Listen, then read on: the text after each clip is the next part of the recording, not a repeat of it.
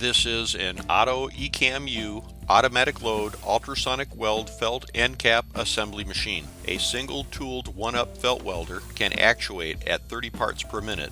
Higher throughputs are easily obtained with multiple tooled operations. Cylindrically formed and seamed filters, either with or without center tubes, are received from an automated source. Dual felt reels can provide fast splice and go threading of the felt through the unwind process. The die stamper and tooling provides felt discs to the felt diameter dial, where the end caps are presented to the ultrasonic weld horns, and provides a post cut to eliminate the need for a take-up reel and minimizes scrap space requirements. Ultrasonic horns plunge through the dial and strip the felt end caps from the dial and onto the seamed filter cartridge. Both top and bottom felt end caps are welded to the seamed filter cartridge simultaneously and then exit onto the outfeed conveyor. The filter eject station and reject baffle assure only good filters are presented downstream. Let us build one for you.